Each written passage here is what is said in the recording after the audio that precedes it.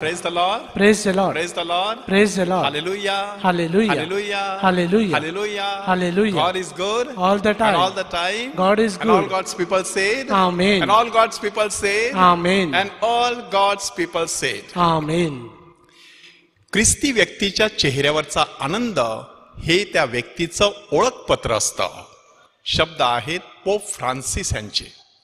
ख्रिस्ताठाईमाच्या प्रिय बंधू भगिनींनो, स्पेन मधील एक योद्धा पाम्प्लोनाच्या युद्धामध्ये गंभीरपणे जखमी झाला.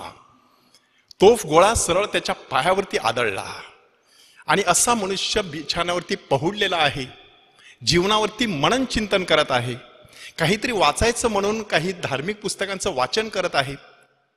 आणि हे वाचन करत असताना त्याला एक मोठा साक्षात्कार झाला की एकीकडे युद्धामध्ये मिळवलेल्या विजयाचा आनंद, दुसऱ्या व्यक्तीची कत्तल करणं, त्याला ठार करणं, त्याला कंठस्थान घालणं, ह्यामधला आनंद आणि ही धार्मिक पुस्तकं वाचण्यामधला आनंद, ह्याच्यामध्ये फरक आहे. आणि अशी पुस्तकं वाचत असताना काही संतांची चरित्र त्याच्या वाचनामध्ये आली. मग त्याने स्वतःला प्रश्न विचारायला सुरुवात केली की if he and she can be a saint, why not you and me? जर ती आणि तो संत होत असेल तर तू आणि मी संत का होऊ शकणार नाहीत? आणि त्यावेळेला त्याच्या जीवनात पूर्णपणे परिवर्तन झालं. आणि तो नुसता ख्रिस्ती धर्माचा चांगल्या प्रकारे अभ्यास करू लागला इतकाच नव्हे तर चांगला धर्मगुरू झाला, एका संस्थेचा संस्थापक झाला. ती संस्था आहे येशू संघीय आणि ह्या संस्थापकाचं नाव आहे संत इग्नेशियस लोयोलाकर. त्यानंतर त्याने आध्यात्मिक साधनेवरती पुस्तक लिहिलेलं आहे. त्या पुस्तकाचं नाव आहे the spiritual exercises of Saint Ignatius of Loyola. आणि त्या पुस्तकामध्ये खरा आध्यात्मिक आनंद कसा अनुभवायचा, तो अनुभवत असताना आपल्या मार्गामध्ये कोणकोणत्या अडथळे आणि अडचणी येत असतात त्याविषयी त्यांनी सुंदर विवेचन केलेलं आहे. 1 महिन्याभराची रिट्रीट, 4 आठवड्यामध्ये प्रभू येशू ख्रिस्ताच्या जीवनातील 4 टप्प्यांचं सुंदर असं विवेचन, त्याच्यावरती खोलवर असं मनन चिंतन आणि त्यामधून मिळणारा तो आध्यात्मिक असा आनंद. मानवी जीवन हे सुखदुःखाच्या उभ्या आडव्या धाग्याने विणलेलं असं एक वस्त्र आहे. परंतु आज आपण प्रत्यक्ष जीवनामध्ये काय बघतो की एखाद्या व्यक्तीकडे सगळं काही असून देखील ती सुखी नसते. दुसऱ्या व्यक्तीकडे सगळं काही नसताना सुद्धा ती सुखी असू शकते. किंवा एखाद्या व्यक्तीकडे फारसं काही नाही तरी देखील त्याच व्यक्तीच्या चेहऱ्यावरती आनंद, आणि दुसऱ्या व्यक्तीला सगळं काही मिळालेलं आहे, घरदार आहे, बंगला गाडी आहे, मुलाबाळा आहेत, कुटुंब आहे, चांगली नोकरी आहे, चांगला व्यवसायामधील यश आहे, सगळं काही मिळालेलं आहे तरी चेहऱ्यावरती हास्य नाही. मग माणूस खरोखर सुख किंवा आनंद कुठे शोधतो हा प्रश्न माणसाच्या मनामध्ये निर्माण होतो. संत अगस्तीन ह्याने अगदी स्पष्टपणे सांगितलेलं आहे आणि संत इग्नेशियस लोयोला ह्याने आपल्या पुस्तकात सुद्धा सांगितलेलं आहे की ह्या जगातील कोणत्याही निर्मित वस्तूमधून आपल्याला खरा आनंद मिळू शकत नाही. मग ती निर्मित वस्तू असो की निर्मित व्यक्ती असो, त्यामधून आपल्याला खरा आनंद मिळू शकत नाही. खरा आनंद केवळ परमेश्वर देऊ शकतो. येशूने तर स्पष्टपणे सांगितलेलं आहे, माझा आनंद तुमच्यामध्ये असावा आणि तुमचा आनंद परिपूर्ण व्हावा म्हणून मी ह्या जगामध्ये अवतरलेलो आहे. तो परिपूर्ण आनंद माणूस सतत शोधत असतो आणि एका मागोमाग जीवनामध्ये कधी कधी निराशा अनुभवत असतो. माणसाला वाटत असतं की थोडासा पैसा वाढला की मी सुखी होईन, एखादी गाडी घेतल्यानंतर मी सुखी होईन, एखादा मोबाईल घेतल्यानंतर मी सुखी होईन. ह्या सगळ्या वस्तू येतात तरी देखील माणूस सुखी होत नाही. म्हणजे आनंदाचं मूळ कुठेतरी दुसरीकडे लपलेलं आहे. संत अगस्तींच्या शब्दात सांगायचं तर आपली हृदये परमेश्वरासाठी निर्माण करण्यात आलेली आहेत आणि ती परमेश्वरामध्ये विसावा पावल्याशिवाय कधी शांत होऊ शकत नाहीत. म्हणून माणसाने जीवनामध्ये कोणत्या गोष्टीचा सतत शोध घ्यायचा असतो ते तपासून पाहणं गरजेचं आहे. ह्या महिन्यामध्ये आपण संत लूकच्या शुभवर्तमानावरती चिंतन करत आहोत आणि आजचा विषय आहे आध्यात्मिक आनंद. आनंद करा, उल्हास करा, असं पोप महोदयांचं एक परिपत्रक आहे. त्यामध्ये पोप महोदय सांगत आहेत की तो परमेश्वराचा आनंद आपल्या काळजात असू द्या, आपल्या चेहऱ्यावरती पसरू द्या, आपल्या आजूबाजूला आपल्याला पसरवता आला पाहिजे. संत लूकचं शुभवर्तमान हे आनंदाचं शुभवर्तमान आहे असं आपल्याला सांगण्यात आलेलं आहे. आणि कमीत कमी 14 प्रसंगी आनंद हा शब्द फक्त संत लूकच्या शुभवर्तमानामध्ये आपल्याला वाचायला मिळतो. नंतर संत लूकच्या लूकने दुसरं पुस्तक लिहिलेलं आहे, प्रेषितांची कृत्ये. त्या पुस्तकामध्ये देखील बऱ्याच वेळेला हा आनंद आपल्याला वाचायला आणि अनुभवायला मिळत असतो. उदाहरणार्थ, जखऱ्याला देवदूत सांगतो की त्याच्या जन्माने तुला आनंद होईल. त्याच्या म्हणजे योहान बाप्तिस्ताच्या, त्याच्या जन्माने तुला आनंद होणार आहे. तुझ्या कुटुंबामध्ये सध्या दुःख आहे, परंतु आज मी तुला सांगत आहे की तुझ्या जीवनामध्ये आनंद निर्माण होणार आहे. आणि मग आपण पाहतो योहानाचा जन्म झालेला आहे. जखऱ्या आणि अलिशिबा यांचे नातेवाईक, नातलग आणि कुटुंब सर्व एकत्र जमलेले आहेत आणि ते त्याच्याबरोबर आनंद करू लागलेले आहेत. हे आपण यहुद्याच्या त्या डोंगराळ प्रदेशामध्ये घडताना पाहतो. किंवा जखऱ्याची जीभ मोकळी होते आणि तो देवाचा धन्यवाद गायला सुरुवात करतो की इस्रायलचा देव प्रभू धन्यवादित असो. अशा प्रकारे तो आनंद तो त्या ठिकाणी व्यक्त करतो. पवित्र मरिया अलिशिबाला भेटते आणि त्यावेळेला अलिशिबा पवित्र आत्म्याने परिपूर्ण होते आणि तिच्या उदरातील बाळकाने आनंदाने उडी मारली असं आपल्याला सांगण्यात आलेलं आहे. म्हणजे उदरात असतानाच त्या बाळकाने हा स्वर्गीय आध्यात्मिक स्वरूपाचा आनंद अनुभवला. पवित्र मरियेने त्यानंतर परमेश्वराचं स्तोत्र गायलं. ते स्तोत्र म्हणजे जणू काही आनंदाच्या मधाचा एक पोळा आहे. माझा जीव प्रभूला थोर मानतो आणि देव जो माझा तारणारा, त्याच्या ठाई माझा आत्मा उल्हासला आहे. उल्हास हा शब्द, आनंद ह्या शब्दाच्या अगदी जवळ जाणारा शब्द आहे. उल्हासित होणं, आनंदित होणं, हर्षभरित होणं, अशा प्रकारचा अनुभव त्या ठिकाणी पवित्र मरिया घेत होती. मग बेथलेहमच्या गोठ्यामध्ये प्रभू येशू ख्रिस्ताचा जन्म झाला. त्यावेळेला देवदूत माळ रानातील मेंढपाळांना जाऊन निरोप देतो. काय नक्की सांगत आहे? भिवू नका, जो मोठा आनंद सर्व जगाला होणार आहे त्याची सुवार्ता मी तुम्हाला सांगतो. मोठा आनंद म्हणजे थोडासा छोटासा आनंद नाही, हा मोठा आहे. संपूर्ण जगामध्ये तो आनंद पसरणार आहे. अशा प्रकारची शुभवार्ता म्हणजे तुमच्यासाठी दाविदाच्या घराण्यात आज तारणारा जन्मालेला आहे आणि तो ख्रिस्त प्रभू आहे. अशा शब्दामध्ये त्या आनंददायी शुभवार्ता त्याने आपल्या मेंढपाळांना सांगितली. त्याच वेळेला स्वर्गातील सैन्याचा समुदाय त्या ठिकाणी एकत्र आला. ते देखील पहिल्यांदाच, जे आपण पवित्र मिस्सामध्ये परमैशाला गातो, ते परमैशाला गीत मानवी इतिहासात पहिल्यांदाच त्या माळ रानावरती गायलं गेलं. स्वर्गात परमेश्वराला गौरव आणि ज्या मनुष्यावर त्याचा प्रसाद झालेला आहे अशा मनुष्यांमध्ये शांती. पुढे येशूला जेरुसलेमच्या मंदिरामध्ये समर्पित करण्यात आला. त्याही ठिकाणी शिमोन संदेष्टा आहे आणि हन्ना नावाची संदिष्टी आहे. दोघांनी आपापल्या पद्धतीने तो आनंद व्यक्त केला. शिमोनाने तर असा समाधानाचा श्वास सोडला आणि सांगितलं की आत्ता मी सहज मरणाला सामोरं जाऊ शकतो, कारण माझ्या डोळ्यांनी मी परमेश्वराचा तारण पाहिलेला आहे. ते इस्रायलचं वैभव आणि परराष्ट्रीयांसाठी प्रकाशासारखं आहे. असे समाधानाचे उद्गार माणसाच्या मुखातून जेव्हा बाहेर पडतात तेव्हा त्याच्या अंतःकरणामध्ये आनंदाचा डोह उसंबळून आलेला असतो. तीच गोष्ट हन्ना नावाच्या संदेष्टीची. तिने देखील अशा प्रकारचा हा आध्यात्मिक अनुभव घेतला आनंदाचा. त्या बाळाला पाहिल्यानंतर जे इस्रायलच्या मुक्तीची वाट पाहत होते त्या सगळ्यांना ती आनंदाने सांगू लागली परमेश्वराच्या दर्शनाने होणारा तो आनंद. रोजरी प्रार्थनेतील आपली आनंदाची सगळी रहस्ये लूकच्या शुभवर्तमानातून घेण्यात आलेली आहेत. त्या सगळ्यामध्ये आनंद दडलेला आहे की पवित्र मरीवरती पवित्र आत्मा उतरला आणि ती पवित्र आत्म्याच्या योगाने गर्भी संभवली.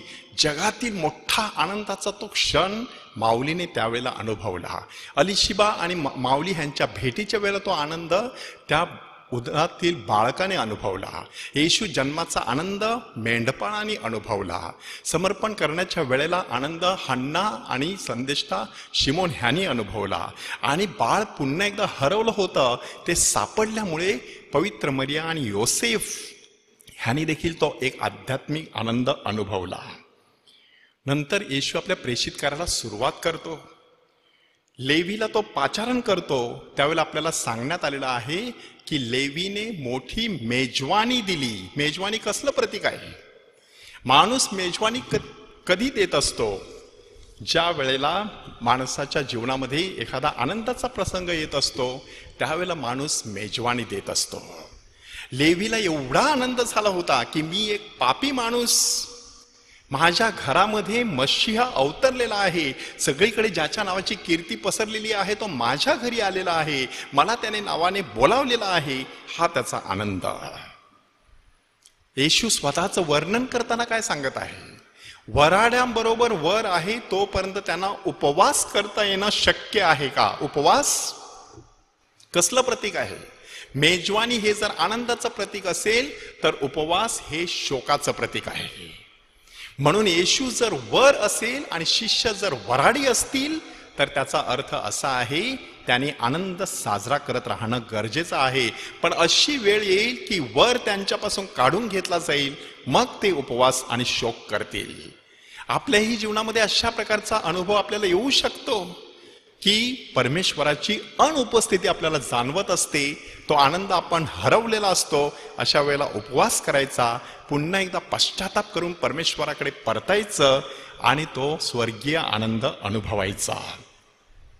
72 शिष्यांना येशूने कामगिरीवरती पाठवलं आणि त्यांना पाठवल्यानंतर जेव्हा ते परत आले तेव्हा त्यांच्या चेहऱ्यावरचा तो आनंद आणि समाधान पाहून येशूने देखील उल्लसित होऊन परमेश्वर पित्याकडे प्रार्थना केली की हे प्रभो, स्वर्गाच्या आणि पृथ्वीच्या प्रभो, माझ्या देवपित्या, मी तुझे स्तवन करतो. ते स्तवन करण्यासाठी अंतःकरणामध्ये आनंदाचा निर्झर अखंडितपणे पाझरत राहणं गरजेचं आहे. हे आपल्याला येशूच्या त्या शब्दांवरून दिसत आहे. त्यानंतर येशू स्वर्गातील आनंद कसा असतो त्याचं एक प्रतीक आपल्या समोर सादर करतो आणि त्यासाठी 3 दाखले सादर करतो की ज्यांना पश्चातापाची गरज नाही अशा 99 नीतिमानांबद्दल होणाऱ्या आनंदापेक्षा ज्याला खरोखरच पश्चातापाची गरज आहे अशा पश्चातापी पापी माणसाबद्दल देवाच्या दूतासमोर अधिक आनंद होतो स्वर्गामध्ये. हे मी तुम्हाला सांगतो असं येशू सांगतो. आणि मग तो आनंद व्यक्त करण्यासाठी 3 दाखले त्यांनी सादर केलेले आहेत. पहिला दाखला आहे हरवलेलं मेंढरू. ज्यांच्या कुटुंबामध्ये अशा प्रकारे एखादा व्यवसाय असेल आणि त्या व्यवसायामधील एखादी गोष्ट हरवते, एखादा प्राणी किंवा पक्षी हरवतो, तेव्हा त्या माणसाचं दुःख फार मोठं असतं. ते पुन्हा ज्या वेळेला सापडत असतं तेव्हा तो आनंद असतो. तशा प्रकारचा आनंद स्वर्गात एका पश्चातापी व्यक्तीबद्दल होत असतो. तीच गोष्ट हरवलेल्या नाण्याविषयी. आपल्याकडे 1000 रुपये असतील आणि 100ची नोट कुठेतरी पडलेली आहे, त्या 900 रुपयाबद्दल माणसाला आनंद वाटत नसतो, हरवलेल्या 100बद्दल दुःख वाटत असतं. आणि जर ते 100 रुपये पुन्हा एकदा मिळाले तर तो आनंद माणसाला परत मिळालेला असतो. त्याच्याही पलीकडे जाऊन प्रभू येशू ख्रिस्त उधळ्या पुत्राचा दाखला देतो आणि त्या ठिकाणी सांगत आहे तो जेव्हा परत येतो तेव्हा वडिलांनी मोठी मेजवानी दिली. पुन्हा एकदा प्रतीक कसलं आहे? आनंदाचं प्रतीक. किती मेजवानी देण्याच्या मागे, पुष्ट वासरू कापण्यामागे, उत्तम झगा देण्यामागे, बोटामध्ये अंगठी घालण्यामध्ये आणि पायामध्ये वाहना चढवण्यामध्ये काय नक्की दडलेलं होतं? आनंद दडलेला होता. मग ते सगळे आनंदोत्सव करू लागले. हा माझा मुलगा मेला होता तो जिवंत झालेला आहे, अशा शब्दामध्ये देव त्या बापाने आपला आनंद व्यक्त केलेला आहे.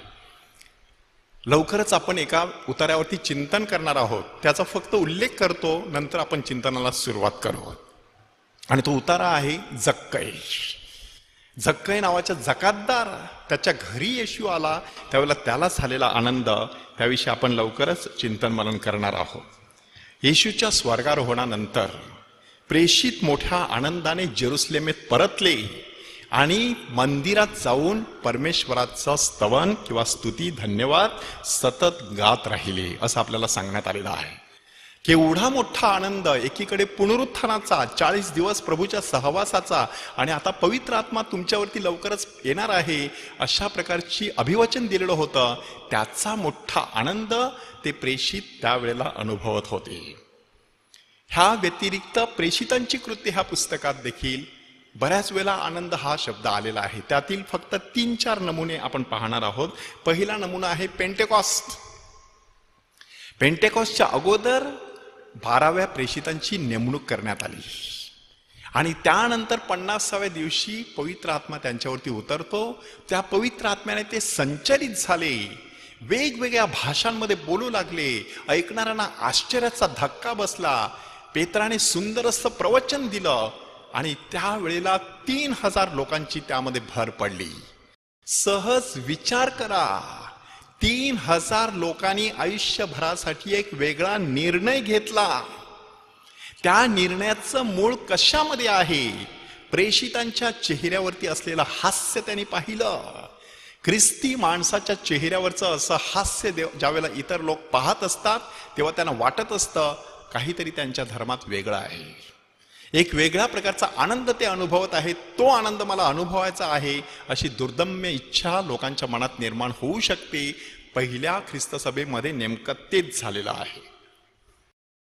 त्याही नंतर प्रेषितांना जेव्हा येशूच्या नावासाठी अपमान सहन करावा लागला तेव्हा ते न्याय सभेसमोरून आनंद करीत निघून गेले असं आपल्याला सांगण्यात आलेलं आहे की परमेश्वरासाठी दुःख सहन करण्यामध्ये देखील एक आनंद असतो. कितीतरी संतांच्या जीवनामध्ये आपण ते पाहिलेलं आहे. संत अँड्रू इंग्रजीमधील एक्स आकाराच्या क्रुसावरती टांगण्यात आलेला होता. 2-3 दिवस पाण्याविना तडफडतो, पण तिथे तो प्रभूची सुवार्ता सांगतो. हत्तीच्या पायाखाली तुडवले जाणारे संत, घोड्याच्या मागे फरफटत नेले गेलेले संत, किंवा एखाद्या डोंगरावरून खाली टाकून देण्यात आलेले संत, तेलाच्या उकळत्या कढईमध्ये तळले जाणारे संत, तरवारीने चिरले गेलेले संत, किंवा बाण मारून ठार केले जाणारे, क्रुसावरती खिळले जाणारे संत, त्यांच्या चेहऱ्यावरती शेवटपर्यंत हास्यच राहिलं. कारण येशूसाठी, देवासाठी दुःख सहन करण्यामध्ये देखील एक वेगळ्या प्रकारचा आनंद असतो. त्याची छोटी झलक कुठे दिसते आपल्याला? आपल्या छोट्या बाळासाठी आई ज्यावेळेला कष्ट घेत असते त्या कष्टांना देखील आनंदाचा सुगंध येत असतो. रात्रभर कदाचित आई त्या बाळाचा सांभाळ करण्यासाठी जागी राहत असते, परंतु तिच्या तोंडून कुरकुर किंवा तक्रारीचा सूर निघत नसतो. तो आनंदाचा छोटासा झरोका आहे की ज्या वेळेला आपण परमेश्वरासाठी दुःख सहन करतो तेव्हा त्याच्यामध्ये देखील आगळा वेगळा आनंद दडलेला असतो. फिलिपच्या प्रार्थनेमुळे शोम्रोन येथील बरीचशी पक्षाघाती आणि पांगळी माणसं बरी झाली आणि त्या नगरामध्ये आनंदी आनंद पसरला असं आपल्याला सांगण्यात आलेलं आहे. म्हणजे तुम्ही विचार करा की आपल्याकडे असलेल्या दिव्यांग लोकांना परमेश्वराचा स्पर्श होतो, त्यांचं जीवन बदलतं, संपूर्ण नगर आनंदाने भरून जातं. किंवा इथिओपियन षंडाला बाप्तिस्मा दिल्यानंतर आपल्याला सांगण्यात आलेलं आहे की फिलिप अजोत नगरामध्ये सापडला. तो आपल्याच वाटेने हर्ष करत निघालेला होता. कोणत्या प्रकारचा हर्ष आहे की प्रभूची सुवार्ता आज कोणाला तरी आपण सांगितली, त्याच्या जीवनामध्ये परिवर्तन झालं, त्याने बाप्तिस्मा घेतला, ह्याचा वेगळा आनंद त्यावेळेला फिलिप हा डिकन अनुभवत होता. आता आपण लूकच्या शुभवर्तमानातील अध्याय 19 वचन 1 ते 10 ह्याचा थोडा बारकाईने अभ्यास करणार आहोत की हा जो आध्यात्मिक आनंद आहे तो आनंद आपण कशा प्रकारे अनुभवायचा. त्याच्यासाठी जक्कय ह्या जकातदाराचे हे उदाहरण ऐकूया.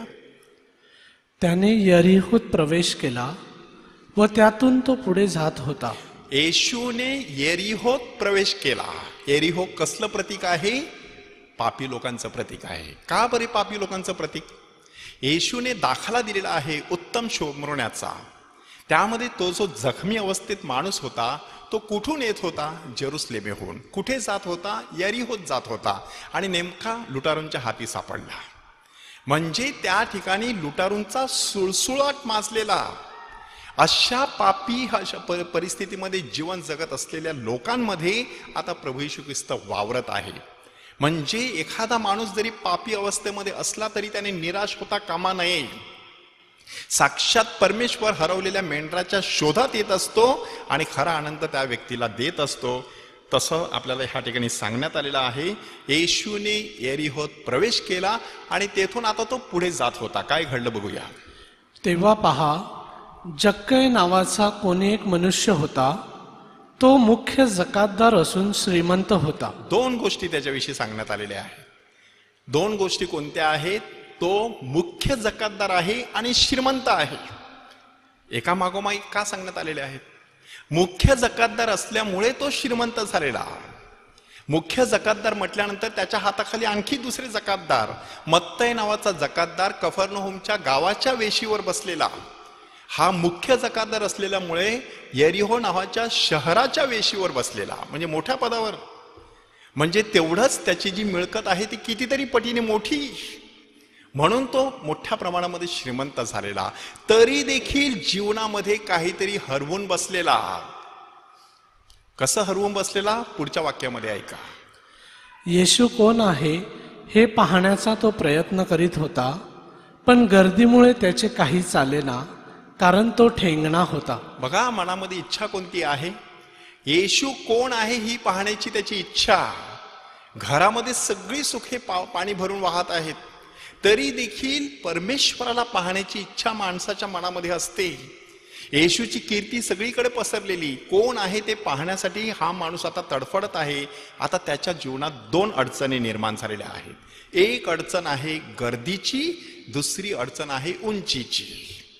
गर्दीची अडचण म्हणजे लोकांची एवढी गर्दी जमा झालेली आहे आणि हा ठेंगणा असल्यामुळे पलीकडचं त्याला काही दिसत नाही. ही नुसती लोकांची गर्दी नाही, माणसाच्या जीवनामध्ये देखील गर्दी असते. माणसाच्या मनामध्ये देखील विचारांची गर्दी असते. ही गर्दी जोपर्यंत आहे तोपर्यंत खरा स्वर्गीय आनंद आपल्याला मिळू शकत नाही. म्हणून त्यासाठी काही गोष्टींचा त्याग करावा लागतो. आणि तो ठेंगणा होता. ठेंगणे पण कसलं आहे? नुसतं शारीरिक नाही, आध्यात्मिक ठेंगणे पण. आध्यात्मिक दृष्ट्या माणूस ठेंगणा आहे तोपर्यंत त्याला परमेश्वराचा अनुभव येत नाही. त्याने अध्यात्मामध्ये वाढत राहिलं पाहिजे. आता एकीकडे त्याची इच्छा आहे, आता दुसरीकडे तो प्रयत्न करतो. काय प्रयत्न करतो बघूया. तेव्हा तो पुढे धावत जाऊन त्याला पाहण्यासाठी उंबराच्या झाडावर चढला. उंबराच्या झाडावर जाऊन चढलेला आहे. आपल्याला वाटते तेवढं हे वाक्य सोपं नाही. तुम्ही विचार करा, श्रीमंत माणूस, मुख्य जकातदार, त्याच्या हाताखाली एवढे कामगार आहेत, म्हणजे मोठा माणूस, आणि एका झाडावर चढतो. लोकांनी बघितलं असेल, अरे हा माणूस झाडावर कसा चढला? एवढा मोठा माणूस झाडावरती चढलेला आहे. इच्छा केवढी अदम्य आहे बघा, की परमेश्वराला पाहण्याची अशी अदम्य इच्छा मनात निर्माण झाल्याशिवाय आध्यात्मिक उंची माणूस गाठू शकत नाही. ते उंबराचं झाड कसलं प्रतीक आहे? आध्यात्मिक मार्गदर्शकाचं. त्या आध्यात्मिक मार्गदर्शनाच्या खांद्यावरती चढायचं, तिथून आपल्याला परमेश्वराचं दर्शन घडणार आहे असं आपल्याला सांगण्यात आलेलं आहे. पुढे काय घडलं बघूया. कारण येशूला त्या वाटेने जावयाचे होते. मग येशू त्या ठिकाणी येताच दृष्टी वर करून त्याला म्हणाला, जक्कया, त्वरा करून खाली ये, कारण आज मला तुझ्या घरी उतरावयाचे आहे. त्याला हवं होतं नुसतं दर्शन आणि मिळालं प्रत्यक्ष आमंत्रण. Praise the Lord. Praise the Lord. म्हणजे तुम्ही विचार करा, नुसतं दर्शन, प्रभू मला फक्त तुझं दर्शन हवंय. थोडीशी इच्छा मनामध्ये निर्माण करा, परमेश्वर धावून तुमच्याकडे येईल. एक पाऊल त्याच्या दिशेने उचलायचं, 10 पावलं उचलून तो आपल्याला व्यंगीत घेण्यासाठी तयार असतो. म्हणून तो त्या ठिकाणी येतो आणि येशू दृष्टी वर करतो. केवढा तरी लोक समुदाय आजूबाजूला गर्दी करत होता, पण येशूच्या नजरेतून जक्कय सुटला नाही. माणसाचे प्रयत्न परमेश्वराच्या नजरेतून कधी सुटत नसतात. माणसाने प्रयत्न करायचं कधी सोडून द्यायचं नसतं. परमेश्वर नक्कीच योग्य वेळेला फळ देणार आहे. त्याला काय सांगितलं? त्वरा करून खाली ये, मला तुझ्या घरी उतरायचंय. तुला नुसतं ओझरतं दर्शन हवं होतं, मी प्रत्यक्ष तुला माझा सहवास देणार आहे. त्या उधळ्या पुत्राने देखील तोच अनुभव घेतला. मला एखाद्या चाकरासारखं ठेवा, परंतु त्याला पुत्रासारखी मेजवानीची वागणूक त्याच्या वडिलांनी दिली. तसं परमेश्वर आपल्याला हा खरा आनंद देण्यासाठी आसुसलेला असतो. आणि मग जक्कईचा प्रतिसाद बघा. तेव्हा त्याने त्वरेने खाली उतरून आनंदाने त्याचे आगत स्वागत केले. त्वरेने आणि आनंदाने आणि आगत स्वागत, 3 महत्वाचे शब्द. ही जी त्वरेने कृती करण्याची परिस्थिती आहे ती या अगोदर आपण मरियेच्या बाबतीत अनुभवलेली आहे. मरिया त्वरेने किंवा घाईघाईने यहुदियाच्या डोंगराळ प्रदेशामध्ये गेली, अलिशिबेच्या घरी जाऊन पोहोचली. त्वरेने. माणसाला हा जो आध्यात्मिक आनंद झालेला असतो तो त्याला स्वस्थ बसू देत नाही, त्याला अशा प्रकारे अस्वस्थ करतो की एकदा कधी मी माझ्या लोकांपर्यंत जातो आणि ही बातमी सांगतो. म्हणून तो त्वरेने खाली आलेला आहे. आनंदाने येशूचं स्वागत केलेलं आहे, आगत स्वागत केलेलं आहे आनंदाने. आपण कणत कुथत करत असतो, आता रोजरीची वेळ झाली आहे, एकदा ही रोजरी संपते कधी, हे आनंदाने केलेलं स्वागत नाही आहे. किंवा ह्या दिवसामध्ये आपण ऑनलाईन मिसा बघत आहोत, 1 तास म्हणा, पाऊण तास म्हणा, आपल्याला आता बसायचं असतं, तिथे देखील कणत कुथत कसं तरी आपण करत असतो. ते आनंदाने केलेलं स्वागत नाही. अशा प्रकारे जेव्हा आपण एक आनंदाचं पाऊल उचलत असतो तेव्हा भरभरून स्वर्गीय आनंद परमेश्वराकडून आपल्याला मिळत असतं. परंतु हे सर्व सुरू असताना सगळ्याच लोकांकडून तुम्हाला प्रतिसाद चांगला मिळेल आणि प्रोत्साहन मिळेल, कौतुक होईल असं नाही. जक्कईच्या बाबतीत नेमकं तेच झालं. घरामध्ये मोठा आनंदाचा प्रसंग येत आहे आणि आता लोकांची प्रतिक्रिया बघा. हे पाहून सर्व लोक कुरकुर करू लागले की पापी मनुष्याच्या घरी हा उतरावयास गेला आहे. पापी मनुष्याच्या घरी. जक्कई पापी कसा झाला? तो जकातदार आहे आणि जकातदार अक्षरशः लोकांना लुबाडायचे. म्हणून ते जेव्हा योहान बाप्तिस्ताकडे आले तेव्हा योहान बाप्तिस्ताने सांगितलं, आपल्या पगारात तृप्त असा, आवश्यकतेपेक्षा जास्त कोणाकडून घेऊ नका, कोणावरती कुभांड आणू नका. आणि ह्या सगळ्या गोष्टी जकातदारांच्या जीवनामध्ये घडत होत्या. म्हणून लोकांच्या नजरेमध्ये जकातदार हे पापी होते. अशा पापी मनुष्याच्या घरी श्रद्धावंत यहुदी कधी चढणार नाही. येशू मात्र त्याच्या घरी उतरायला जातो. म्हणजे परमेश्वर केवढा महान आहे बघा. तो माणसाच्या पापाकडे पाहत नसतो, माणसाच्या हृदयाकडे पाहत असतो. माणसाच्या भूतकाळाकडे पाहत नसतो, माणसाच्या भविष्य काळाकडे पाहत असतो. जक्कईचा भूतकाळ तसा बरबटलेला होता, पण त्याचा उज्ज्वल भविष्यकाळ येशूच्या नजरेतून सुटलेला नव्हता. आणि म्हणूनच आता जक्कई काय घोषणा करतो बघूया. तेव्हा जक्कई उभा राहून प्रभूला म्हणाला, प्रभूजी पहा, मी आपले अर्धे द्रव्य दारिद्र्यास देतो आणि मी अन्यायाने कोणाचे काही घेतले असेल तर ते चौपट परत करीतो. अर्धे द्रव्य गरिबांना द्यायचं. जेवढं कमावलंय त्याच्या 50%. म्हणजे अगोदर तो लाटत होता, येशू भेटल्यानंतर आता तो वाटत होता. अशा प्रकारची ती परिस्थिती आहे. एकदा परमेश्वराचा हा आनंद आपल्याला जीवनामध्ये सापडला की जगातील सगळ्या प्रकारची सुख जी आहेत, जागतिक, शारीरिक, भौतिक, ती कवडी मोलाची वाटू लागतात. त्याला काहीच वाटलं नाही द्रव्याच्या थैला उघडून आपल्या लोकांना, गोरगरिबांना देण्यासाठी. एवढंच नाही तर कोणाकडून काही घेतलं असेल तर चौपट परत करतो असं सांगितलेलं आहे. ते कशामुळे? अनुवादाच्या पुस्तकामध्ये सांगण्यात आलेलं आहे, चोर जर चोरी करताना पकडला गेला तर त्याने ज्या वस्तूची चोरी केलेली आहे ती वस्तू 4 पट परत करायची. 1 मेंढरू चोरला असेल तर 4 मेंढरं परत करायची. इथे चौपट परत करतो म्हणजे अर्थ काय आहे? मी चोरी केलेली आहे म्हणून 4 पट परत करतो. तारणारा जेव्हा बाजूला उभा असतो तेव्हा पापी माणसाला पापाची कबुली देण्यात लाज वाटत नाही. तो एक आनंद वेगळा आहे. सगळ्या लोकांना ओरडून तो सांगत असतो, संत अगस्तीन सारखा आपल्या कन्फेशनमध्ये, आत्मनिवेदनामध्ये, प्रभो मी तुझ्या विरुद्ध पाप केलेला आहे. दावीद देखील स्तोत्र 51 लिहितो आणि सांगतो, तुझ्या दृष्टीने जे वाईट ते मी केलेलं आहे. तारणारा भेटल्यानंतर पापांची कबुली देण्यात माणसाला कसलीच लाज वाटत नाही. जोपर्यंत तुम्हाला ती लाज वाटते तोपर्यंत खऱ्या अर्थाने तुम्हाला तारणारा भेटलेला नाही हे समजून चुकायचं. आणि मग आता येशूची 3 महत्वाची वाक्य ऐका. येशूने त्याला म्हटले, आज ह्या घराला तारण प्राप्त झाले आहे, कारण हाही अब्राहमाचा पुत्र आहे. कारण मनुष्याचा पुत्र हरवलेले शोधावयास व तारावयास आला आहे. तर आज ह्या घराला तारण प्राप्त झालेलं आहे. तुमचं तारण झालेलं आहे ते कशावरून समजायचं? मोहाच्या प्रसंगात तुम्ही सहज पडलात तर तुमचं तारण झालेलं नाही. दुःखाच्या प्रसंगी तुम्ही कुरकुर करत बसला, तुमचं तारण झालेलं नाही. हा देखील अब्राहमाचा पुत्र आहे. अब्राहमाचा पुत्र होण्यासाठी काय आवश्यक होतं? सुनता. आता येशू काय सांगत आहे? नुसती सुनता पुरेशी नाही, प्रत्यक्ष माझा अनुभव, मी स्वतः त्याचं तारण केलेलं आहे. आता तो देखील अब्राहमाचा पुत्र बनलेला आहे. मी हरवलेले शोधण्यासाठी आलेलो आहे. म्हणजे अशा प्रकारे प्रभू परमेश्वराचा जो अनुभव असतो, तो अनुभव जेव्हा आपण जवळून घेत असतो तेव्हा आपल्या जीवनामध्ये एक आगळा वेगळा आनंद निर्माण होत असतो. सहज चिंतन करूया, कोणत्या प्रकारचा आनंद माझ्या जीवनामध्ये आहे?